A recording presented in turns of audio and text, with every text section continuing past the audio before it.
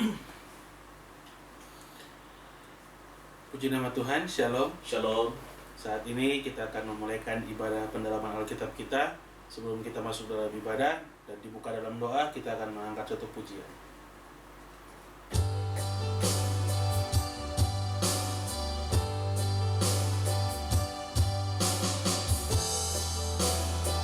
Kemenangan terjadi di sini. Ku menyembah dalam kudus hadiratmu, hampiri tahta kasih karunia-Mu Bapa.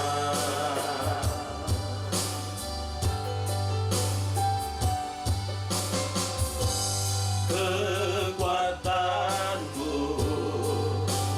ada dalam hadiratku,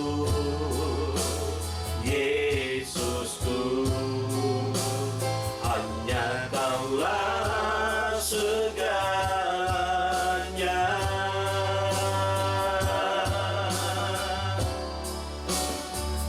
Ku yakin Kau hadir di sini. Ku rasakan kuasa yang tak terbatas. Ku yakin Kau nyata di sini. Kemenangan terjadi di sini.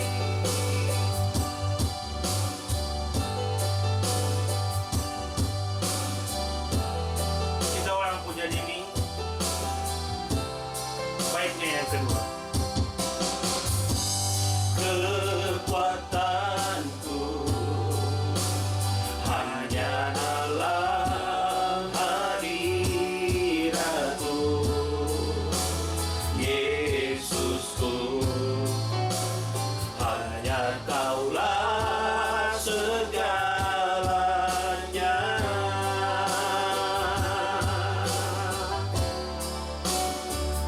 Ku yakin Kau hadir di sini. Ku rasakan kuasa yang tak terbatas. Ku yakin Kau nyata di sini. Kemenangan terjadi di sini. Ku yakin Kau hadir di sini. Ku rasakan kuasa yang tak terbatas. Ku yakin Kau nyata di sini. Kemenangan terjadi di sini. Pemulihan terjadi di sini. Kesembuhan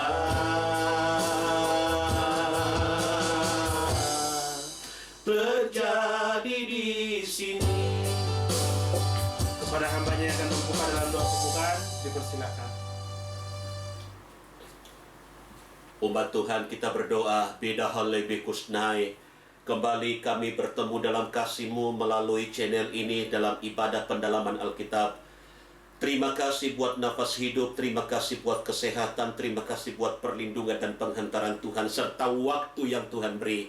Kami boleh break dari segala kesibukan kami, meluangkan waktu berada dalam hadirat-Mu. Ini kami semua umat-Mu yang rindu beribadah, belajar firman-Mu, mendalami isi hati-Mu. Kuduskan dan basuh kami semuanya. Segenap roh, jiwa, tubuh, seluruh panca indera keberadaan kami dibasuh dan dibersihkan. Rahituli hapong kami kesnai. Dan biarlah Tuhan, semua kami yang masuk dalam hadirat-Mu dilayakan oleh Tuhan. Kami boleh berbakti, memuliakan, membesarkan nama-Mu, merebut setiap berkat yang Tuhan berikan bagi kami. ini, khususnya para pelayan-Mu yang Tuhan pakai. Tuhan urapi dan berkati, dampingi, bahkan teguhkan pelayanan dengan kuasa-Mu Tuhan. Terima kasih sarana prasarana pendukung sampai kepada jaringan yang kami pakai terhubung dalam ibadah ini. Tuhan memberkati dan menjaga semuanya. Kalau ada penyusupan kuasa iblis roh jahat yang coba menyusup, mengacau, mengganggu jalannya ibadah dan pelayanan pada saat ini, kami ikat, kami usir, perintahkan dalam nama Tuhan Yesus. Kami hardik ia keluar. Darah Tuhan Yesus berkuasa. Rito Holy Kusmai. Terima kasih Tuhan. Akhirnya kami masuk dalam hadirat-Mu, berbakti, memuliakan, membesarkan nama-Mu. Dalam nama Tuhan Yesus Kristus, hamba-Mu tabiskan ibadah pendalaman Alkitab malam ini. Haleluya. Semua yang percaya cinta Tuhan berkata, amin. Puji nama Tuhan, kita telah dibuka dalam doa. Dan sebelum kita mendengarkan kebenaran firman Tuhan, kita akan memuji, memuliakan nama Tuhan. Kita angkat satu pujian.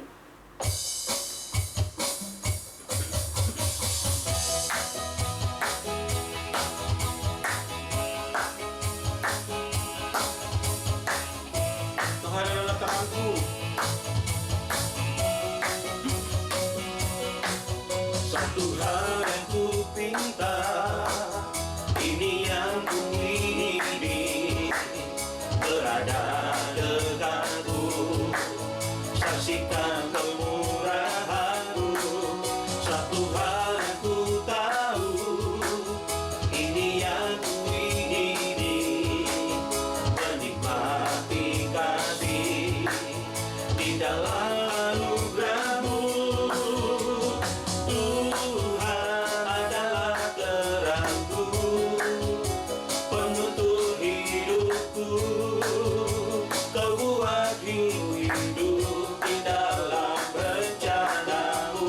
Tiada ku takut, tiada ku gentar, bersama dengan-Mu yang aku percaya. Kita ulang pujian ini.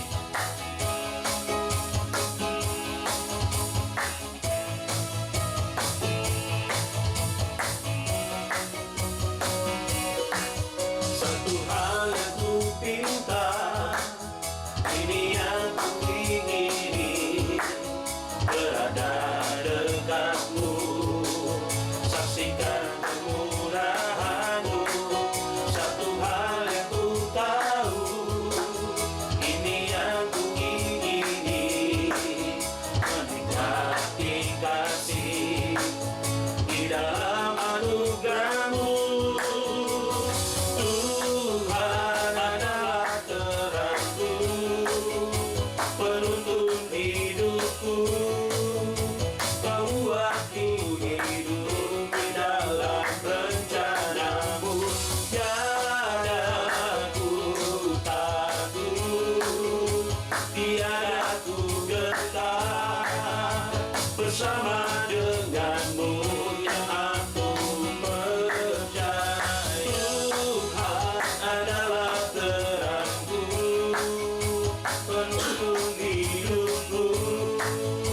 Kau buat hidup di dalam rencana-Mu. Tiada ku takut, tiada ku gentar, bersama dengan-Mu yang aku percaya.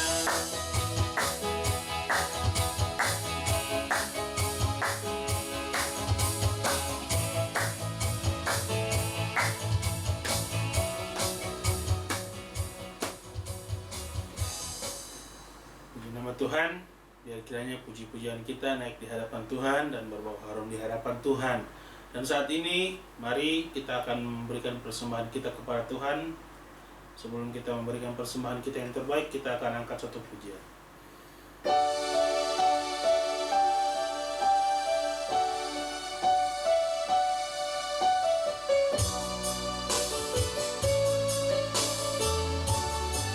Bapa setia dalam kehidupan. Bapa, Kau setia. Bapa, Kau mulia. Benar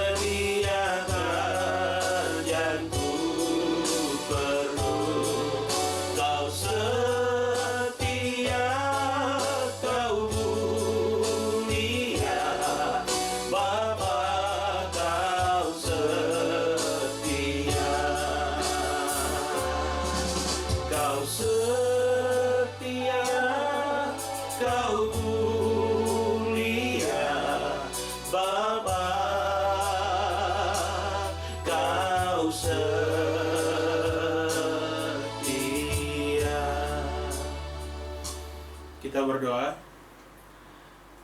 Haleluya, haleluya, haleluya. Narahalaina ikawarhalaina shkehibiana borlaina sekali. Bapa kami dalam kerajaan surga, Bapa yang kami sembah dalam nama Tuhan Yesus Kristus, kami mengucap syukur Tuhan bahwa pada saat ini Kau masih mempertemukan kami dalam ibadah pendalaman Alkitab ini Tuhan. Tuhan, biar kiranya Tuhan Kau senantiasa memberkati, melindungi, menyertai kehidupan kami Tuhan. Dan saat ini dalam ibadah kami telah menaikkan puji-pujian kami. Dan tiba saatnya Tuhan, kami akan memberikan persembahan kami yang terbaik untuk pekerjaan-Mu. Bapa, biar kiranya Tuhan Kau memberikan hati yang rela memberi dalam kehidupan kami Tuhan. Berkati anak-anak-Mu, berkati umat-Mu dimanapun mereka berada Tuhan. Biar kiranya Tuhan yang belum sempat memberi, Kau senantiasa memberkati, sehingga di lain waktu dapat memberikan persembahan yang terbaik untuk pekerjaan-Mu Tuhan. Terima kasih Bapa, terpuji dalam nama-Mu. Ini doa kami, kami siap memberikan yang terbaik untuk pekerjaan-Mu dalam nama Tuhan Yesus Kristus. Kami sudah berdoa. Haleluya. Amin. Kita akan memberikan persembahan kita angkat satu pujian.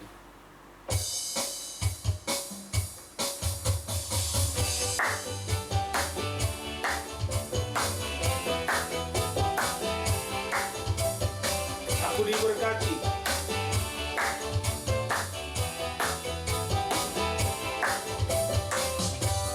Kasih setiamu nyata bagiku, hikmat kebajikan tersedia bagiku. Sebab Allah sanggup limpahkan segalanya, dan anugerahnya sangat besar bagiku.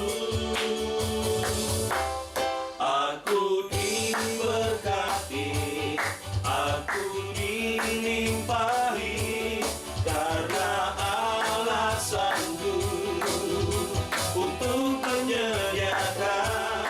Aku diberkati, aku dilimpahi atas sempurna anugerah Tuhan bagiku. Puji nama Tuhan, biar kiranya persembahan kita berbau harum di hadapan Tuhan dan menyenangkan hati Tuhan. Tiba saatnya kita akan sehidangan dengan kebenaran firman Tuhan. Kita akan angkat satu pujian.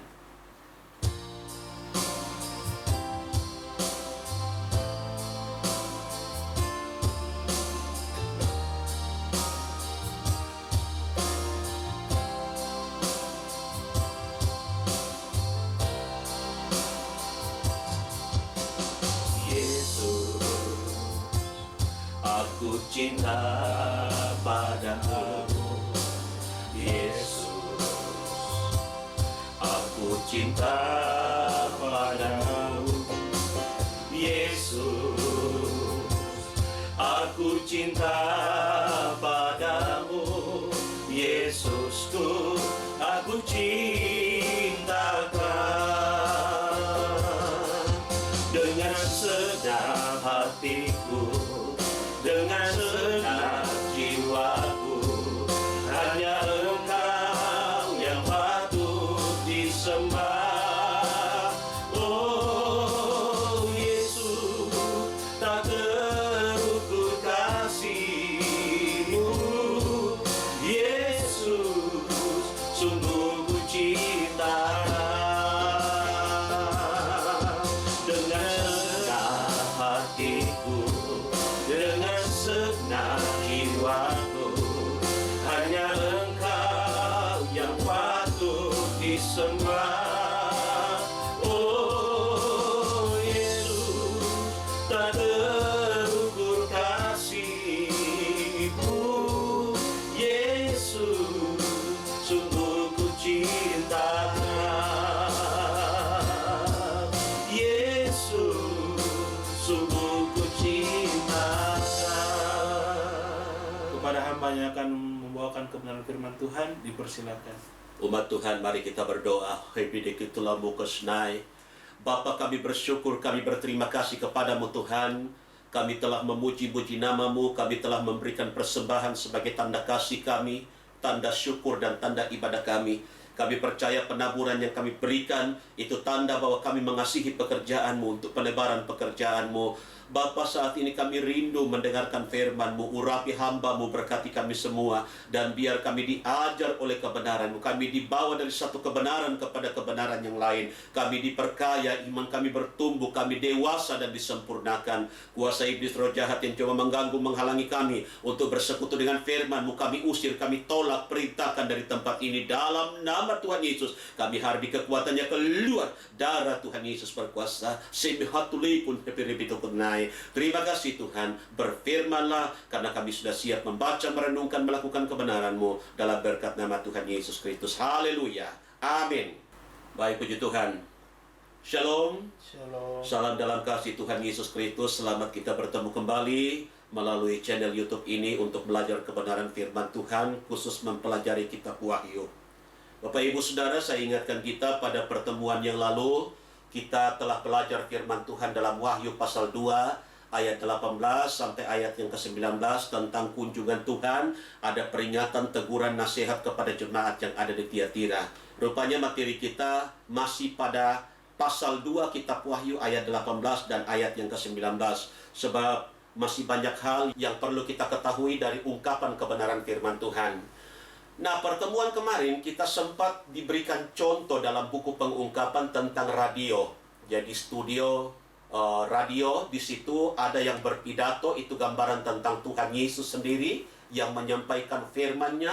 Kemudian ada gelombang udara yang membawa, dalam hal ini kita kenal dengan nama frekuensi, itu berbicara tentang kuasa Roh Kudus. Kemudian ada radionya sendiri sebagai media, alat untuk mendengarkan suara. Jadi orang yang berpidato atau apapun yang disampaikan dari studio itu akan terdengar melalui radio itu. Saya singkatkan saja pertemuan yang lalu bahwa yang berpidato, yang bersuara itu adalah Tuhan Yesus. Kemudian gelombang yang membawa, frekuensi yang membawa itu adalah Roh Kudus bersama dengan manifestasinya. Dan radio itu adalah hamba-hamba Tuhan. Dan kemarin kita sudah belajar bagaimana hamba-hamba Tuhan yang memang digambarkan seperti radio itu mendapatkan perlakuan yang betul-betul, kalau saya bisa sampaikan dalam buku pengungkapan ini, ada tindakan-tindakan yang dilakukan terhadap radio yang gambaran tentang hamba-hamba Tuhan yang membawa kabar penyempurnaan itu betul-betul mengalami penyiksaan yang di luar batas kemanusiaan, sampai-sampai mereka mati syahid.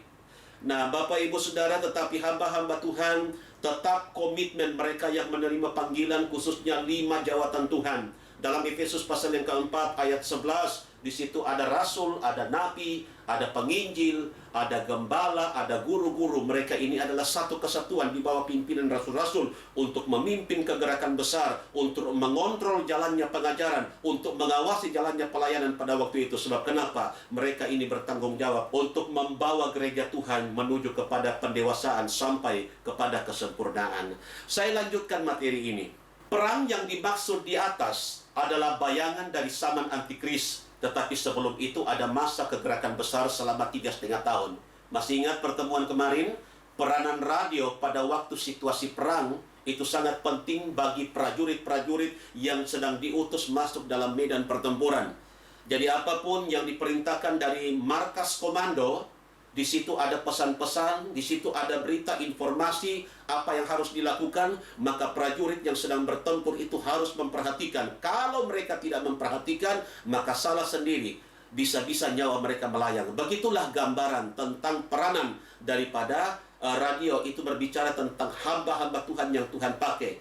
Jadi ketika masuk pada peperangan, ya, pengiringan kita kepada Tuhan itu adalah sebuah peperangan. Apalagi upaya kita untuk keluar dari komunitas yang lama yang memang Tuhan mendapati seperti jemaat yang ada di Tiatira, itu juga sebuah peperangan dan tidak mudah sebab iblis tidak akan berdiam diri.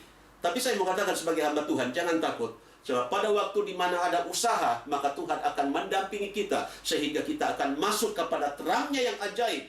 Kata 1 Petrus pasal 2 ayat yang ke-9, di situ kita boleh mengalami persekutuan yang manis bersama dengan Tuhan, menerima tepung yang murni, menerima air susu yang murni. Itu berbicara tentang pengajaran yang benar, yang tidak bercampur, yang tidak dipalsukan, yang tidak diputar balik, yang akan membawa gereja kepada penyempurnaan. Bapak Ibu Saudara, memang ada jangankan pada zaman antikris, pada masa kegerakan besar saja memang siksaan itu sudah mulai terjadi. Nanti kita akan sampai pada pembahasan tentang kegerakan besar. Kita akan temukan bahwa ada 7 negara di belahan bumi timur yang akan dipakai oleh iblis untuk menghambat laju kegerakan besar. Karena iblis tahu mega proyek Tuhan ini sangat menentukan apakah gereja akan disempurnakan atau tidak. Makanya ada 7 negara di belahan bumi timur yang akan dipakai oleh iblis. Mereka digerakkan untuk menghambat dengan berbagai cara. Dan nanti pada zaman antikris ternyata kita tahu ada 10 negara di belahan bumi barat yang akan dipakai sebagai kaki tangan setan bersama dengan antikris untuk mengadakan penyiksaan kepada generasi atau kepada orang-orang yang tertinggal. Saya lanjutkan materi ini. Pada masa kegerakan besar nanti akan ada 2 jenis pekabaran. Yang pertama, ada yang namanya pekabaran yang benar. Tentu tujuannya adalah untuk menyempurnakan gereja pengantin. Ada yang kedua namanya pekabaran yang tidak benar. Dan pekabaran yang tidak benar ini tujuannya kalau yang satu menyempurnakan, maka yang pasti yang satunya ini berbanding terbalik. Tujuannya adalah sebaliknya, merusak tubuh pengantin. Nah, dalam pelajaran-pelajaran terdahulu kita sudah belajar ada beberapa pekabaran-pekabaran, baik itu orang Nikolai, baik itu Bileam, baik itu Isabel. Wanita yang bernama Isabel ini betul-betul pengaruhnya begitu besar. Dan bukan hanya sekedar sebagai seorang ratu, tetapi betul-betul pengaruh atau doktrinnya itu betul-betul sudah merasuki umat Tuhan pada waktu itu. Dan sekarang dia muncul dalam bentuk modus yang baru. Saya lanjutkan. Pekabaran yang benar adalah pekabaran yang menyempurnakan gereja pengantin, yaitu dengan firman-Ku yang benar dan dipimpin oleh Roh Kudus, menjadi sempurna dengan tiada bercacat celah, akhirnya menikah dengan Aku, kemudian disingkirkan ke padang belantara. Ya, kalau kita lihat urut-urutannya, memang firman dan kuasa Roh Kudus itu bekerja bersama-sama, dia paralel. Jadi kalau ada orang-orang yang hanya mengutamakan roh, tapi tidak mau berjalan dituntun dengan kebenaran, sebab Wahyu pasal 11 ayat 1 firman Tuhan itu seperti tongkat pengukur. Itu pun masalah. Makanya di luar sana kita banyak temukan, kita banyak mendengar, ada banyak komunitas-komunitas yang terlalu, saya pakai kata terlalu itu konotasinya sudah melebihi dosis. Terlalu mengagungkan pekerjaan Roh Kudus dan mengabaikan tongkat pengukur, mengabaikan rel. Saya mau katakan itu bisa jadi tersesat. Kalau sudah tersesat, akhirnya menjadi penyesat. Dan penyesat ini kalau tidak bertobat, saya ingin katakan mereka-mereka ini akan masuk pada zaman antikris, menjadi kaki tangan antikris, menjadi nabi-nabi palsu dan sesat. Itu sebabnya Bapak Ibu Saudara, mari betul-betul kita selaraskan hidup kita. Ada juga kelompok yang lain yang hanya mengutamakan firman tetapi tidak mengizinkan Roh Kudus. Itu pun saya mau katakan timpang. Kenapa? Sebab 2 Korintus pasal 3 ayat 6 bagian B, di situ dikatakan huruf itu mematikan tetapi roh itu yang menghidupkan. Saya ingat di awal-awal pertemuan kita sempat belajar firman Tuhan, seperti apa Tuhan menggambarkan paralelnya firman dan kuasa Roh Kudus itu. Sama seperti begini. Rel kereta api itu adalah gambaran tentang firman Tuhan, sebab dia adalah pemandu. Sedangkan lokomotif itu adalah gambaran tentang kuasa Roh Kudus. Dan gerbong-gerbong ini adalah gambaran tentang kehidupan kita, atau komunitas, atau gereja Tuhan. Perhatikan, selama lokomotif yang menarik gerbang itu berjalan di atas rel, maka pasti selamat. Tapi kapan dia sudah keluar dari rel, maka akan mengalami musibah.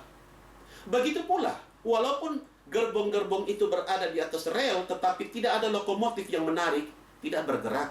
Nah, seperti itu saya menggambarkan bagaimana pentingnya firman dan kuasa Roh Kudus. Dan saya percaya firman dan kuasa Roh Kudus itu bekerja bersama-sama sekarang. Saya ingat ada satu lagu lama, "Oh Tuhan berikanlah sayap burung nasar, yaitu kuasa Roh Kudus saja."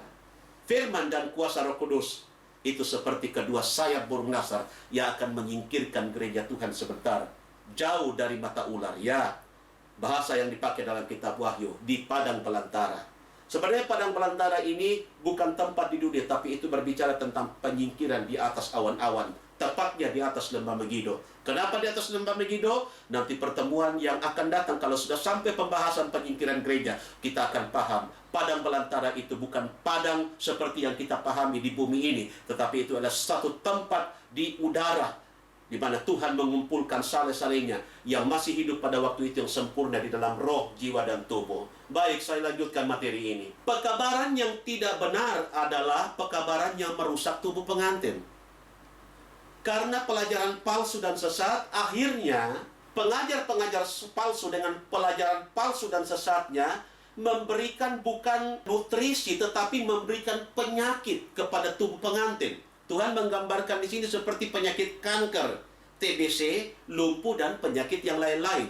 Ya, sesungguhnya ada banyak orang mungkin secara fisik dia sehat, tetapi sebenarnya rohaninya, mohon maaf, Tuhan mendapati rohani mereka sedang kena penyakit kanker. Ada yang mungkin sedang kena penyakit tuberkulosis, ada yang mungkin sedang kena penyakit lumpuh, dan juga penyakit-penyakit yang lain. Kenapa? Karena pengaruh pelajaran palsu dan sesat. Sebab itu pesan firman Tuhan, waspadalah. Aku tidak akan menikah dengan gereja yang sakit. Karena orang yang sakit tidak akan sempurna. Apalagi untuk melahirkan anak laki-laki dalam Wahyu pasal 12 ayat 5. Yaitu saudara-saudaraku yang sesungguhnya mereka tidak berlayak. Nah, kenapa penjelasannya seperti ini? Ada pengantin di situ yang tidak akan menikah, kemudian apalagi diberikan hak untuk melahirkan anak laki-laki. Apa sebenarnya yang dimaksudkan? Saya ingin katakan, kalau kita sudah sampai pada pembahasan ini, kita akan mengerti. Ternyata pengantin itu ada dua bagian. Ada yang namanya, kalau istilah dalam buku pengungkapan, ada pengantin mulia dan ada pengantin yang kurang mulia.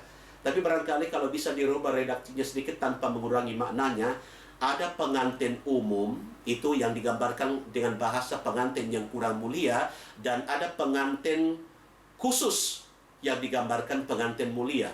Sebab pengantin umum itu terdiri dari gender laki-laki dan perempuan, tua, muda, semua orang yang tidak masuk dalam kelompok pengantin khusus atau pengantin yang mulia. Mereka itu kalau memang disempurnakan dalam roh, jiwa, dan tubuh, mereka itu akan masuk dalam kelompok pengantin yang umum.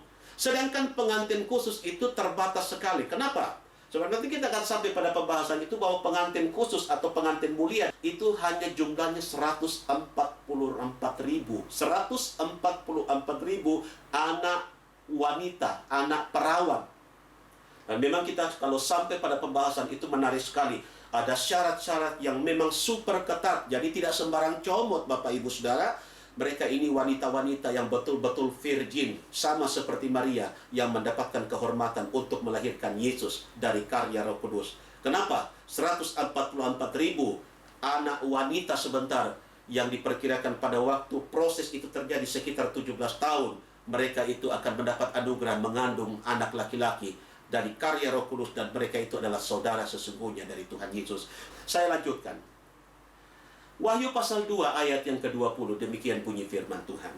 Tetapi aku ada sesuatu hal ke atasmu, yaitu engkau membiarkan perempuan bernama Isabel yang mengatakan dirinya nabiah, yang mengajar serta menyesatkan hamba-hambaku berzina dan makan barang yang dipersembahkan kepada berhala.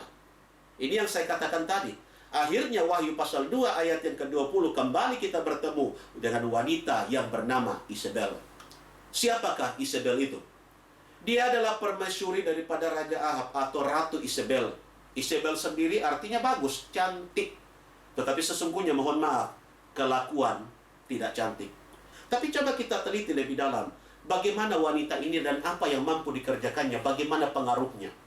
Untuk mengetahui keadaan Isabel, memang dalam buku pengungkapan dikatakan, silakan Bapak Ibu Saudara ambil waktu nanti baca kitab 1 dan 2 Raja-Raja.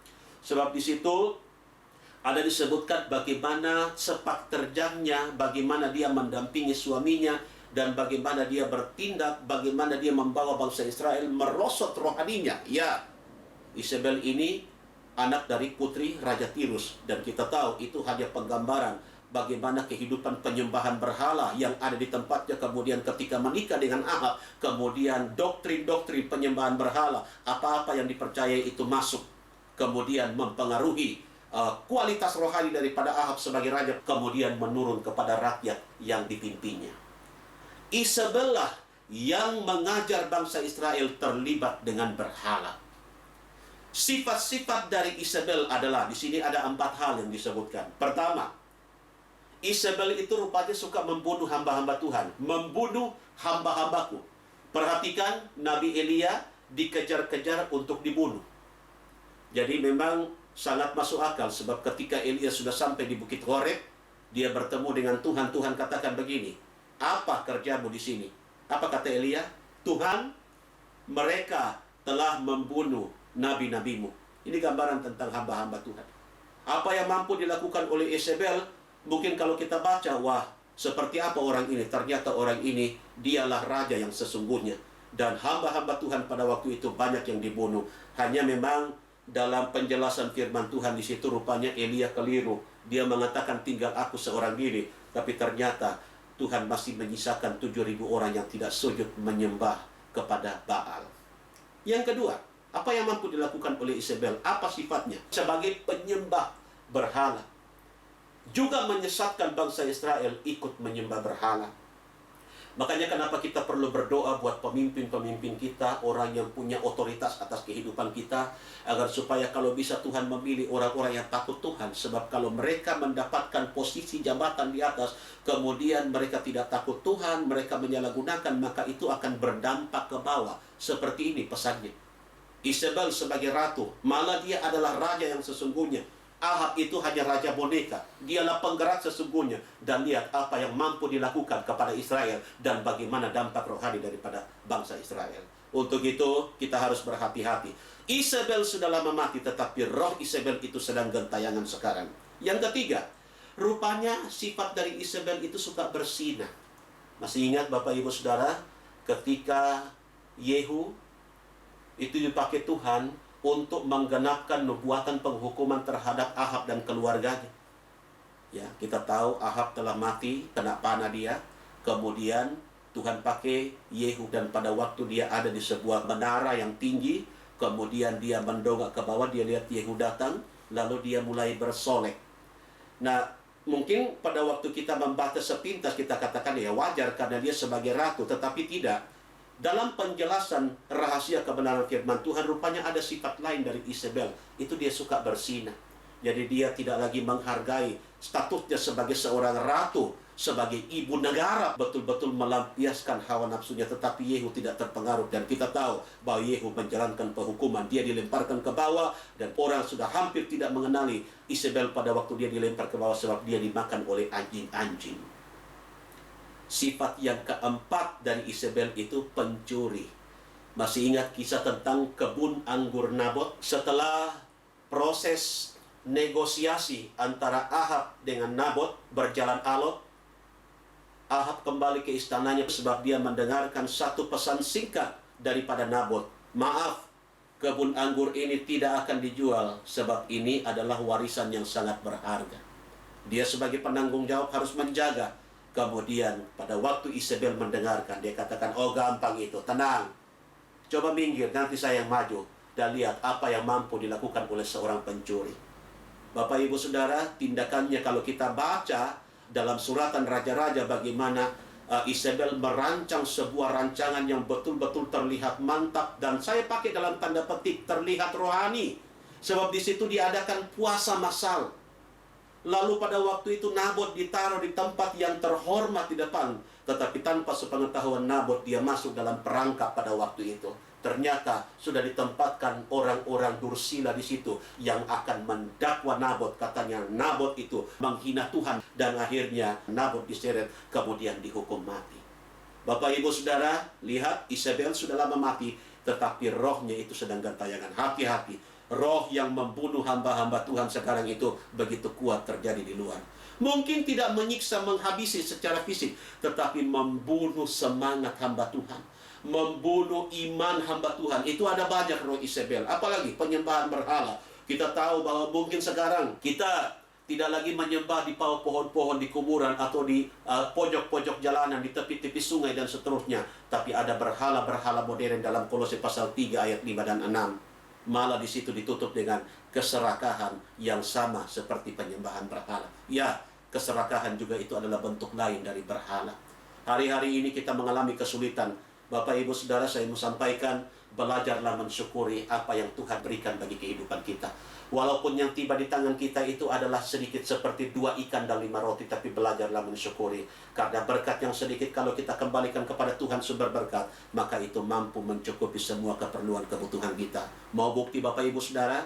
Perempuan janda di Sarfat, ternyata minyak dalam buli-buli dan tepung itu tidak habis sampai Tuhan melawat bangsa Israel, turun hujan. Jadi jangan pernah berpikir untuk melakukan tindakan-tindakan serakah, apalagi mengambil apa yang bukan menjadi hak kita, kong kali kong dan seterusnya. Mungkin semua yang kita kerjakan rapi, tidak terdeteksi dan tidak ketahuan dan terasa aman-aman saja. Saya mau ingatkan ini sebagai hamba Tuhan, kalau tidak ada apa-apa yang terjadi, sudah sekian lama kita menggeluti hal yang sedemikian. Karena keserakahan kita tidak tahu yang mana hak dan yang mana sesuatu yang tidak berkenan. Yang penting untung-untung, sifat seperti ular. Saya mau kasih tahu, kalau Tuhan belum bertindak sampai saat ini, itu bukan berarti Tuhan tidak tahu. Bukan berarti Tuhan tidak berdaya, bukan berarti Tuhan setuju dengan apa yang kita lakukan. Tetapi Tuhan masih berbelas kasih. Tuhan masih memberikan kesempatan agar supaya kita kembali kepada jalan Tuhan. Masih ingat Bapak Ibu Saudara? Kalau kita buka televisi, kita buka internet, kita buka HP kita, ada berita-berita di situ bagaimana orang-orang yang melakukan dosa, bahkan dosa yang bisa puluhan tahun yang lalu. Mungkin orang-orang katakan sudah aman. No, belum. Sewaktu-waktu itu bisa dikorek. Sewaktu-waktu itu bisa diangkat. Untuk itu Bapak Ibu Saudara, belajarlah mensyukuri. Saya percaya kebahagiaan itu tidak melulu soal angka-angka, tapi betul-betul bagaimana kita berharap sepenuh kepada Tuhan. Jangan menjadi penyembah berhala. Berhala-berhala dalam bentuk yang lain juga ada banyak, tapi bukan di sini maksudnya untuk mendalami. Nanti mungkin pada pembahasan-pembahasan berikut. Bersinah, ya. Ingat, kalau persinahan jasmani barangkali hanya 2 yang terikat, tetapi kalau persinahan rohani ini menyangkut tentang pelajaran. Menyekutukan pengajaran yang benar dengan pengajaran-pengajaran palsu dan sesat. Saya mau katakan ini sama dengan persinahan rohani. Dan ingat berapa banyak orang yang akan terseret di dalamnya, tercemar. Dan kalau sudah tercemar, Tuhan tidak akan menikah dengan gereja yang sudah tercemar makanannya. Bapak Ibu Saudara, Matius pasal 15 ayat 8 dan 9 itu pengajaran akal-akal manusia. Pengajaran yang berasal dari tafsir manusia yang terlalu dipaksakan. Ada dalam suratan Timotius pelajaran setan-setan. Ada juga dikatakan seperti rumput yang kering dan seterusnya. Saya mau katakan kalau ini dipaksakan, disekutukan dengan pengajaran, maka ini tidak akan membawa pertumbuhan yang benar. Kita perlu waspada sebab roh Isabel itu sewaktu-waktu bisa menawarkan persinahan rohani. Hati-hati Bapak Ibu Saudara. Memang di era pandemi ini kita betul-betul terbatas untuk berkumpul bersama. Tetapi saya ingat dulu sebelum era pandemi, bagaimana begitu bebasnya orang menghadiri KKR, menghadiri komunitas ini, ada kelompok ini, hati-hati. Hati-hati. Memang semangat oikumene itu perlu dibangun, karena itu menjawab doa Tuhan Yesus. Biarlah semua mereka menjadi satu, tapi bersatu dalam pengertian maksud Tuhan. Yohanes pasal 17, doa Tuhan Yesus. Mereka bersatu untuk duduk belajar mencari tahu apa yang menjadi maunya Tuhan. Bukan menyekutukan pengajaran-pengajaran, doktrin-doktrin, kemudian itu dimix menjadi satu. Saya mau katakan kalau ini ditawarkan kepada jemaat, jemaat tidak akan bertumbuh. Justru akan membawa kepada kerugian, kerusakan pertumbuhan rohani, sakit, bahkan menuju kepada kematian rohani. Pencuri. Ya, Isabel sudah lama mati, tetapi rohnya itu masih gentayangan sekarang. Adakah pencuri-pencuri yang masih belum tertangkap sampai saat ini? Saya mau katakan itu banyak sekali. Dan mohon maaf, itu banyak bersembunyi dalam gereja. Banyak bersembunyi dalam komunitas-komunitas. Kita kalau berbicara pencuri tidak selamanya mengambil apa yang bukan menjadi hak kita dalam bentuk uang. Tapi mencuri kemuliaan Tuhan.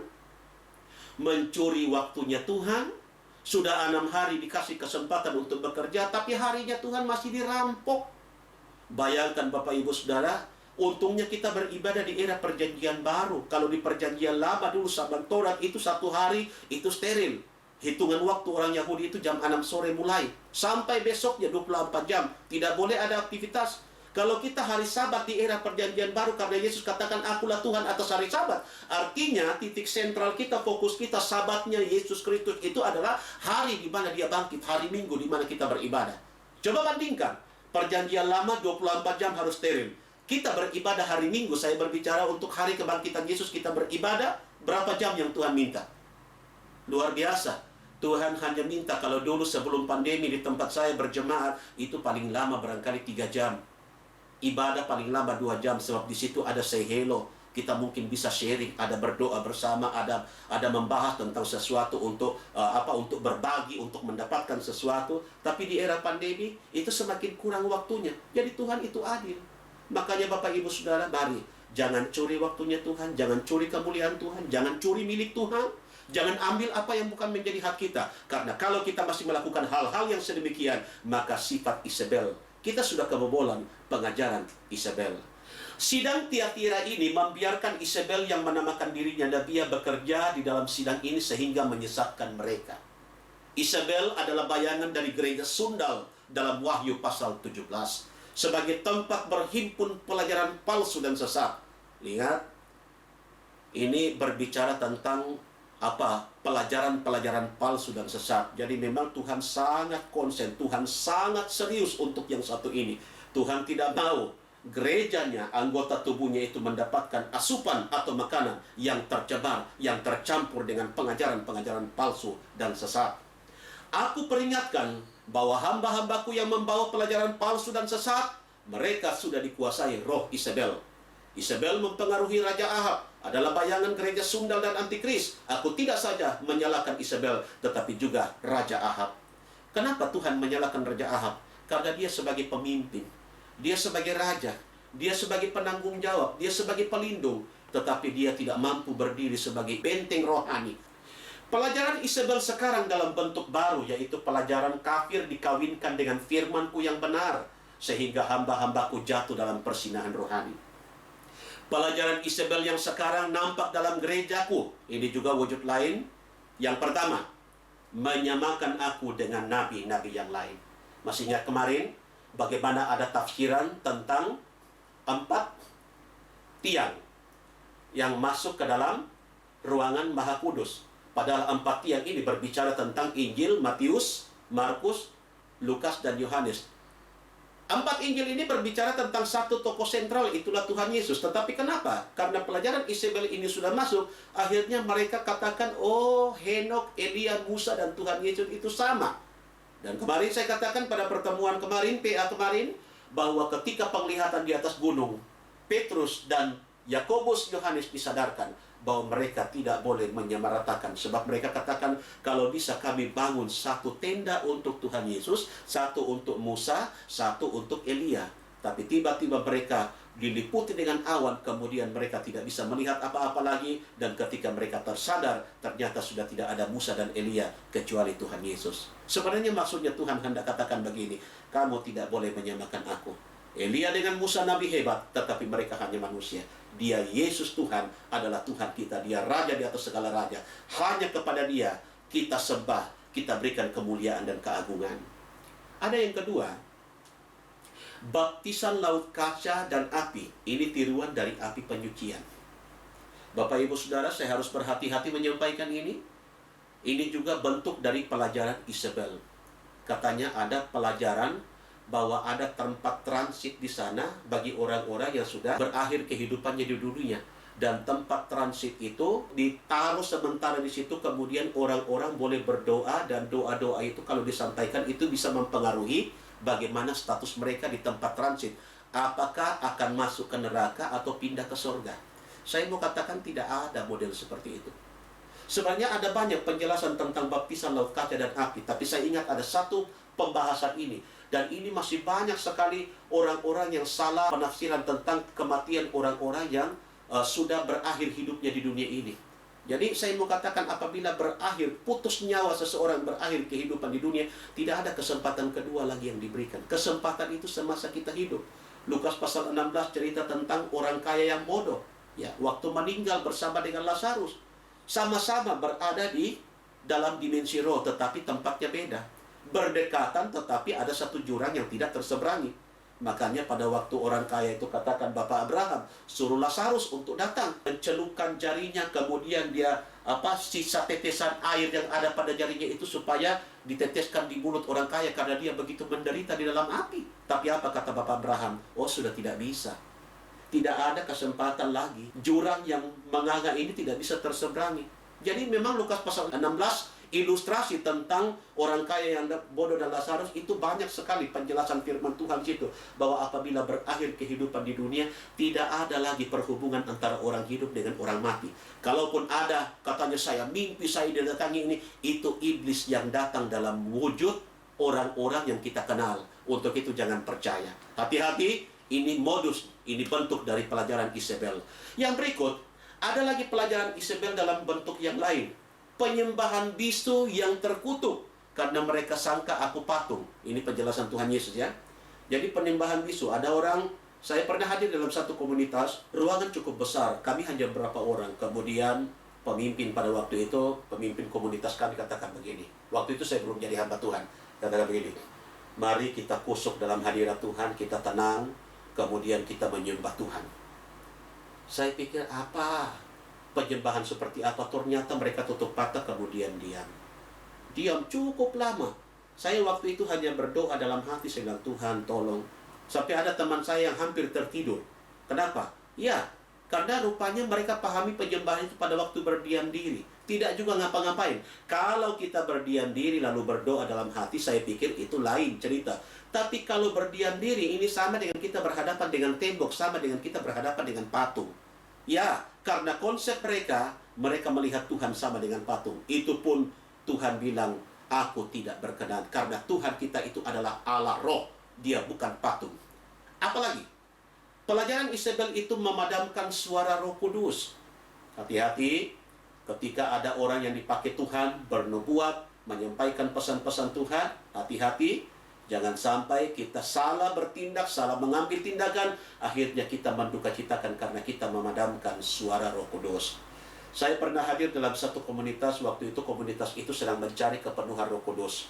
Memang tahun-tahun itu, beberapa gereja di tempat itu selama 10 hari mengadakan ibadah perkunjungan. Jadi satu gereja ke gereja yang lain, dan biasanya gereja terakhir pada hari yang ke-10, pada hari memperingati ketuaan Roh Kudus, itu ditaruh di gereja yang cukup besar. Nah, saya ingat pada waktu itu hari yang ke-10, ada teman saya, dia waktu itu belum penuh dengan Roh Kudus, tapi kami ada di lantai 2. Saya tidak jauh dari dia karena kami teman-teman komunitas pemuda pada waktu itu.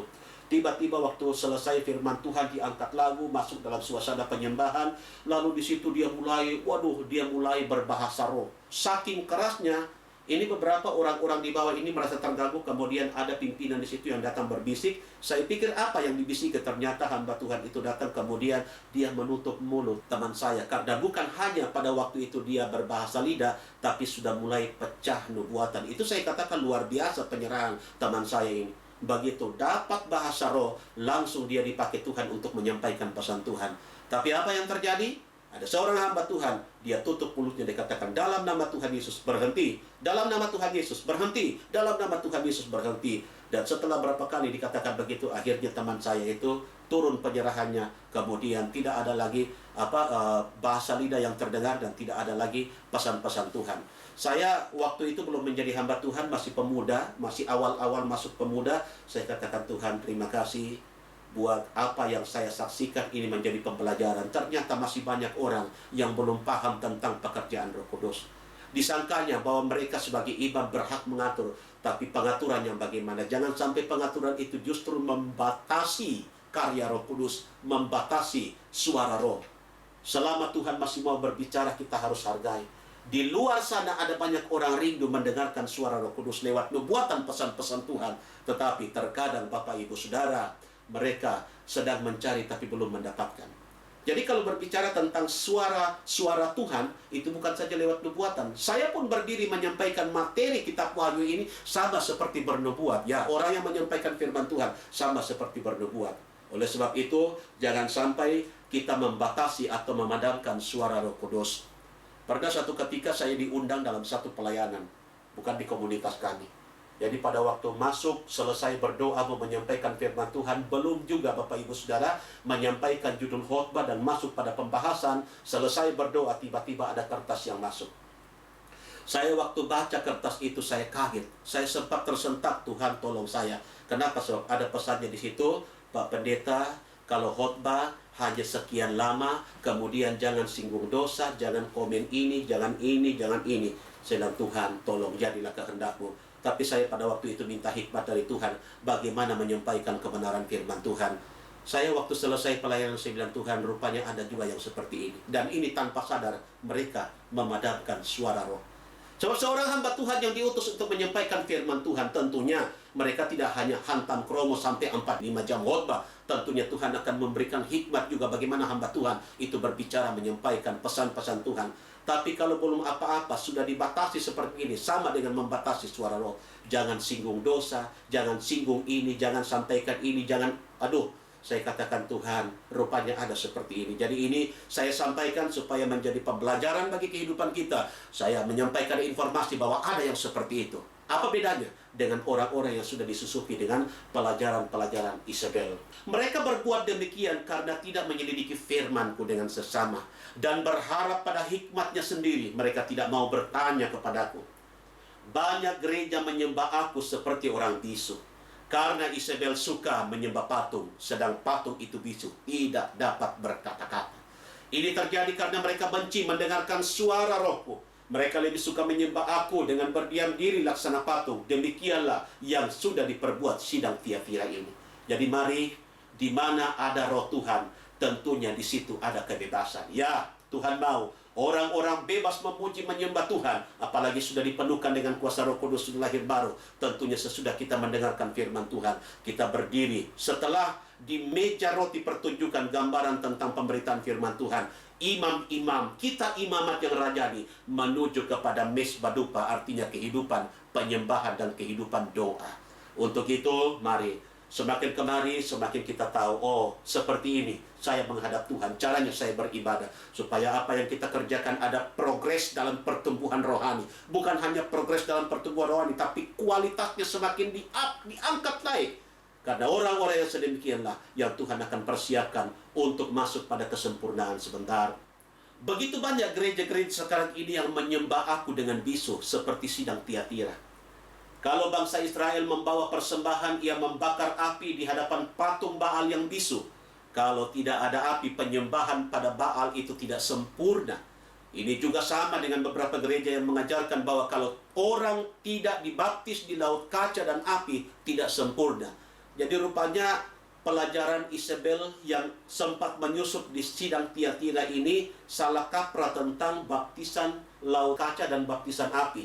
Saya ingat cerita bagaimana 850 nabi palsu di atas Gunung Karmel. Jadi ada 450 nabi Baal dan ada 400 nabi Asyera. Mereka berpadu di atas Karmel, berperang pada waktu itu. Sebab di situ ada mesbah yang dibangun oleh mereka sebagai perwakilan nabi-nabi yang dipelihara oleh Ratu Isabel. Dan ada mesbah yang telah roboh, yang disuruh oleh Elia untuk diperbaiki. Dan kita tahu bahwa sehari-harian 850 nabi palsu dan sesat ini berdoa kepada ilah yang disembahnya, bahkan sampai menoreh-noreh tubuhnya, minta api turun dari langit, tapi tidak kunjung datang. Bayangkan Bapak Ibu Saudara. Tapi Elia setelah mesbah itu diperbaiki, dikuduskan, disterilkan, ditaruh persembahan. Persembahan itu malah disiram dengan air, sampai airnya meluap, ada parit-parit di sekitar mesbah. Ternyata sekali Elia berdoa, api turun dari langit. Ya, api lawatan Tuhan itu turun kepada orang-orang yang betul-betul telah memperbaiki dirinya. Untuk itu jangan sampai kita terjebak kepada penyembahan bisu. Kita salah dalam menanggapi hal yang sedemikian. Baik, Tuhan Yesus memberkati kita dengan firman-Nya. Kesempatan lain kita sambung kebenaran firman Tuhan, dan mari kita siapkan diri kita untuk masuk dalam penyembahan kepada Tuhan. Kita mau angkat satu pujian. Mari kita berlutut yang baik. Kita mau siapkan hati kita masuk dalam penyembahan. Yesus, kemuliaan-Mu. Yesus, kemuliaan-Mu. Pulihkan hatiku. Yesus, kemuliaan-Mu. Berkati hidupku. Segala pujian syukur bagimu. Kau hadir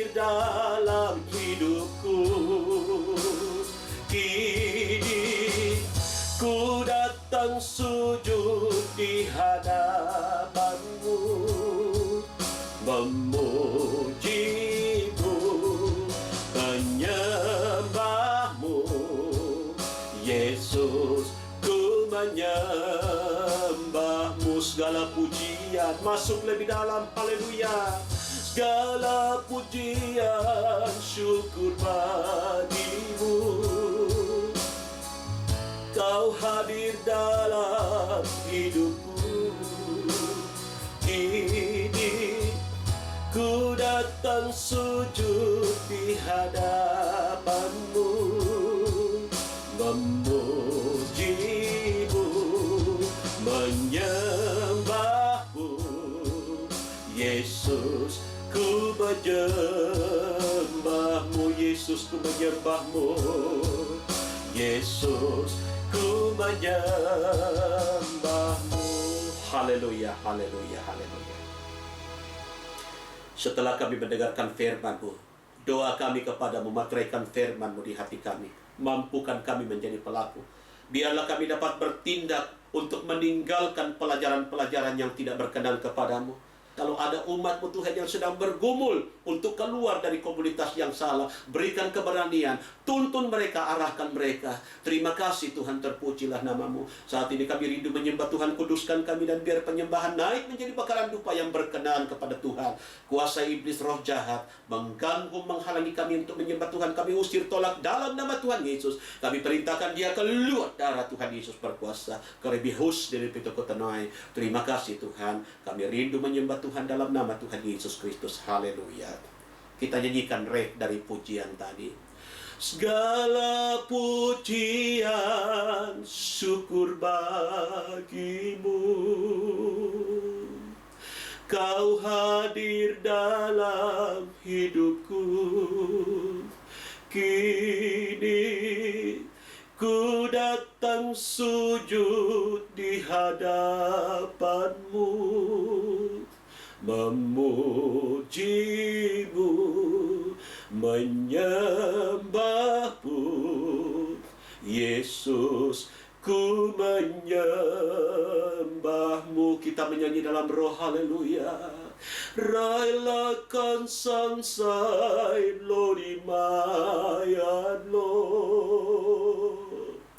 Idai shalakra morihan Shatlan Isnadi hlara Madimas kailam Hodla shairon Hitlas kanman Hitlai raidit lom nidas Amina nananaho perimakun atari bidik tulomaya kuman.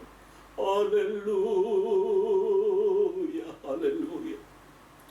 Sanata malapitong ki aparing mahong lakun tanamayakun siripin lodi tamay. Haleluya, haleluya, haleluya. Ridolin bahit tunina sambalabim kuning badikun sari belalabana kuntanay. Haleluya, peta pinalahom minakupalaim tanayasay. Roli hata na minahapoy no kumli kung tanami ato kapalis kinipito kutsdari na. Haleluya, kung tanahito na panabilir dito ka na matun aya patong minakusamla pato ka na tatanmayo. Hulay na bato na mahunda di binilikin san pata na manay. Glory, hallelujah, glory, hallelujah. Roli sama na mahakulita na panainda pata manahiyasor ni minalayan kunay. Glory, hallelujah. Sini pinanalamalahot pa ni minekota na manay. Kita masih ada dalam hadirat Tuhan, mari kita sembah Dia. Terkoneksi dengan Tuhan, pakai bahasa roh, sembah Dia. Haleluya, haleluya, haleluya. Sampai dahulu rinakan sama mana oleh patakumian tunai. Kilihito libito histam mehikusan dalam patong menyakot dalam adadi.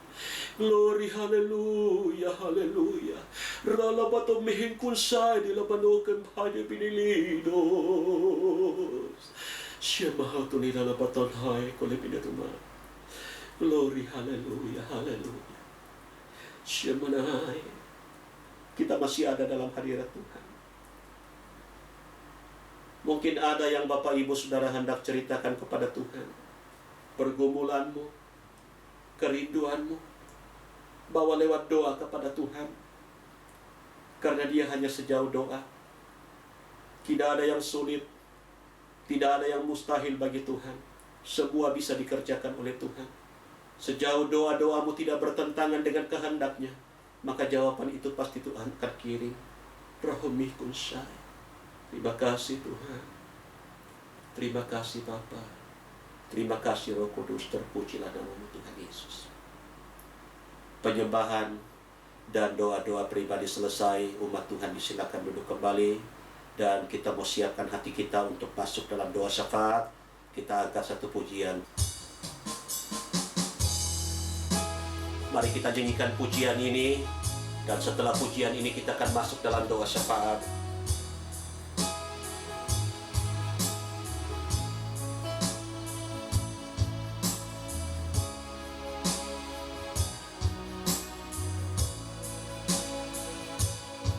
Bersama kita katakan, tak sekalipun melupakanku, tak sekalipun melupakanku. Kau menuntun langkahku. Ku tak pernah sendiri, ku tak pernah sendiri. Kau tak tinggalkanku, Kau tak tinggalkanku. Tak sekalipun melupakanku. Kau menuntun langkahku. Ku tak pernah sendiri, ku tak pernah sendiri. Kau tak tinggalkan, Kau tak tinggalkanku. Ku tak akan pernah menyerah sampai kulihat Kau bekerja. Ku percaya mujizat kan nyata. Ku takkan berhenti percaya. Ku takkan berhenti percaya. Ku takkan berhenti percaya. Haleluya, haleluya, haleluya. Glory, haleluya, haleluya. Terima kasih Tuhan. Terima kasih Tuhan. Sesudah kami menyembah Tuhan, kami akan masuk dalam doa syafaat. Kuduskan kami, ampuni dosa kekurangan kelemahan kami. Biarlah kami layak memanggil Engkau Aba ya Bapa. Biarlah Tuhan tidak ada kuasa iblis yang menghalangi doa kami sampai ke hadirat-Mu, menghalangi jawaban-Mu dinyatakan. Kalau ada rancangan kuasa iblis yang coba menghambat doa kami sampai ke hadirat-Mu, menghalangi jawaban-Mu dinyatakan, dalam nama Tuhan Yesus kami perintahkan, tolak dia keluar. Darah Tuhan Yesus berkuasa. Reka tapi dalam pekenai. Pertama-tama kami bawa ke dalam tangan membuat bangsa negara Indonesia, tempat kami tinggal dan beraktivitas. Kiranya Tuhan selalu mengaruniakan keamanan, kedamaian, kerukunan. Pemerintah dalam menjalankan tugas di setiap tingkatan, Tuhan berkati dari pusat sampai ke pelosok. Kiranya dapat menjalankan tugas sebaik-baiknya, bersinergi, sehingga program, keputusan, kebijakan yang dijalankan semua membawa hasil yang maksimal menuju kepada penggenapan rencana Tuhan. Bangsa kami dipulihkan, bangsa kami akan penuh kemuliaan Tuhan. Kami tetap berdoa Tuhan buat dampak pandemi COVID-19. Sembuhkan dan pulihkan mereka dalam nama Tuhan Yesus Kristus. Yang lain juga yang menderita penyakit-penyakit yang lain yang ada di rumah-rumah, di rumah-rumah sakit, sembuhkan mereka, karena Engkaulah Yehova Rafa, Tuhan penyembuh kami. Dalam nama Tuhan Yesus sembuhkan Bapa, dalam nama Tuhan Yesus pulihkan ekonomi bangsa kami, karena Tuhan Yesus Engkau melihat begitu banyak sekali pergumulan, permasalahan yang diperhadapkan dalam bangsa kami. Untuk itu biarlah Tuhan hibur saudara-saudara kami yang kekurangan. Tuhan kirim berkat-Mu yang kehilangan pekerjaan, kembalikan pekerjaan yang baru bagi mereka yang sedang bekerja, walaupun Tuhan mereka Tuhan tidak mendapatkan seperti seperti sebelum pandemi, tapi kami percaya Bapa, Tuhan akan memelihara kehidupan mereka. Untuk itu Tuhan pulihkan semuanya dalam nama Tuhan Yesus. Kami berdoa pelayanan pekerjaanmu dimanapun berada di keempat penjuru alam. Tuhan memberkati para hamba-mu yang melayani, para utusan Injil misionaris. Tuhan berikan kekuatan, penghiburan, ketabahan teristimewa. Tuhan urapi dan berkati sehingga dalam pelayanan apapun, dalam bentuk apapun pelayanan disampaikan, semua Tuhan akan efektif untuk menjangkau jiwa-jiwa. Terima kasih Tuhan, kami berdoa untuk semua kebutuhan keperluan kami. Kalau Tuhan masih pelihara kami sampai saat ini, kami bersyukur kepadamu Tuhan. Emas perak Tuhan punya, langit bumi Tuhan yang ciptakan. Biarlah Tuhan berkati usaha pekerjaan sidang jemaatmu, hamba-hambamu dalam pelayanan. Tuhan, Engkau cukupi semua keperluan kebutuhan mereka. Terpujilah namamu Tuhan. Banyak hal yang perlu kami doakan, tapi sebelum keluar dari mulut kami, Engkau sudah mengetahui. Terima kasih Tuhan, malam ini dan seterusnya kami serahkan hidup kami ke dalam tangan-Mu. Apapun yang terjadi, kami milik Tuhan. Kemuliaan, hormat, syukur hanya bagi nama-Mu. Kami alaskan doa syafaat kami dan bersyukur dalam nama Tuhan Yesus Kristus. Haleluya. Amin. Dan umat Tuhan, mari kita berdiri semua. Kita mau tutup ibadah kita dan kita mau angkat satu pujian.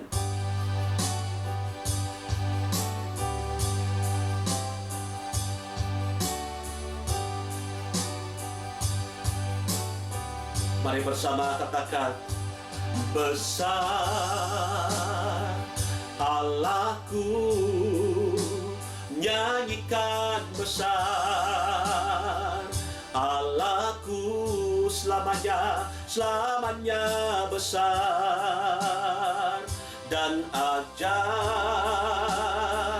Tuhanku besar Allahku, besar Allahku, nyanyikan besar Allahku, selamanya besar dan ajaib. Tuhanku selamanya besar, haleluya. Selamanya besar dan ajaib.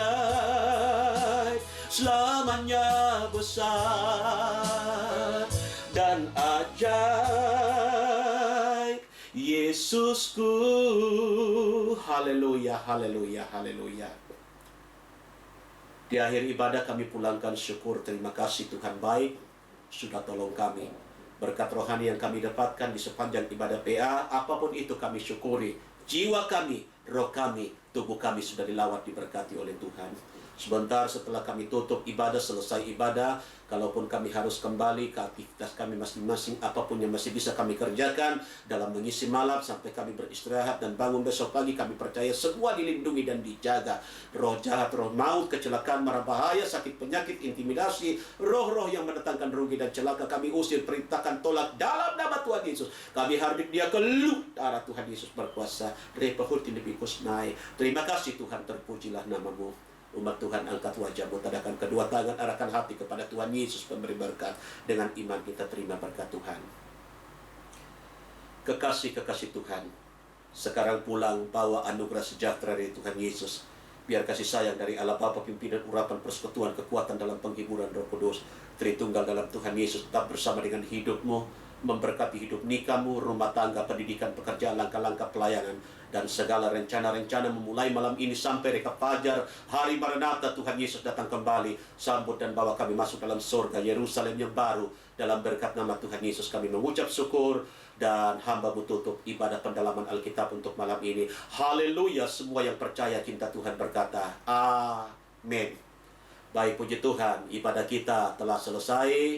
Dan jika ada pertanyaan yang akan disampaikan oleh Bapak, Ibu, Saudara-saudari, kiranya dapat menulisnya pada kolom komentar pada channel YouTube ini, dan pasti akan dijawab pada waktunya. Sampai jumpa pada pertemuan selanjutnya. Tuhan Yesus kiranya memberkati kita semua. Shalom. Oke.